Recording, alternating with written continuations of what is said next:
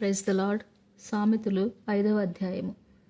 నా కుమారుడా, నా జ్ఞానోపదేశము ఆలకింపుము, వివేకము గల నా బోధకు చెవియొగ్గుము.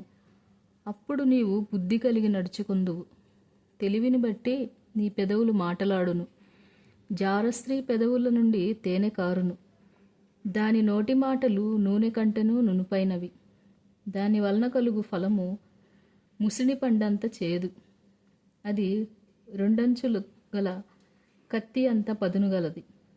దాని నడతలు మరణమునకు దిగుటకు దారితీయును. దాని అడుగులు పాతాళమునకు చక్కగా చేరును. అది జీవమార్గమును ఏమాత్రమును విచారింపదు. దానికి తెలియకుండానే దాని పాదములు అటూ ఇటూ తిరుగును. కుమారులారా, నా మాట ఆలకించుడి. నేను చెప్పు ఉపదేశము నుండి తొలగకుడి.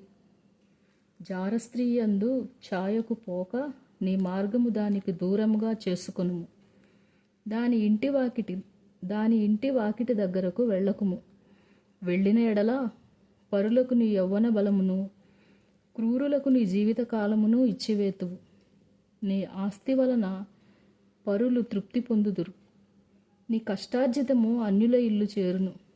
తుదకు నీ మాంసమును నీ శరీరమును క్షీణించినప్పుడు, అయ్యో, ఉపదేశము నేనెట్లు త్రోసివేసి తిని, నా హృదయమును గద్దింపునెట్లు తృణీకరించెను. నా బోధకుల మాట నేను వినకపోతిని, నా ఉపదేశములకు నేను చెవియొగ్గలేదు. నేను సమాజ సంఘముల మధ్య నుండి ప్రతి విధమైన దౌష్ట్యమునకు లోబడుటకు కొంచెమే ఎడమాయను అని నీవు చెప్పుకొనుచు మూలుగుచుందువు. నీ సొంత కుండలోని నీళ్లు పానము చేయుము. నీ సొంత బావిలో ఉబుకు జలము త్రాగుము. నీ ఊటలు బయటకు చెదిరిపోదగునా? వీధులలో అవి నీటి కాలువగా పారదగునా?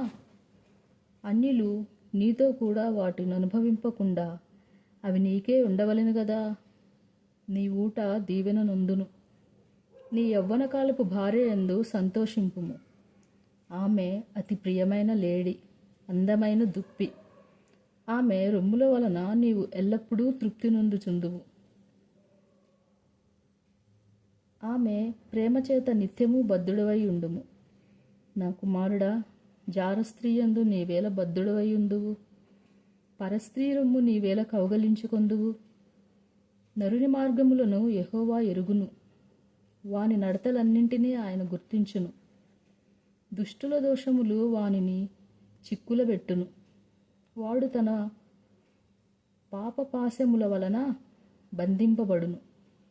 శిక్షలేకయే అట్టివాడు నాశనమగును. అతిమూర్ఖుడై వాడు త్రోవ తప్పిపోవును. దేవుడు తన వాక్కులను దీవించునుగాక. ఆమెన్.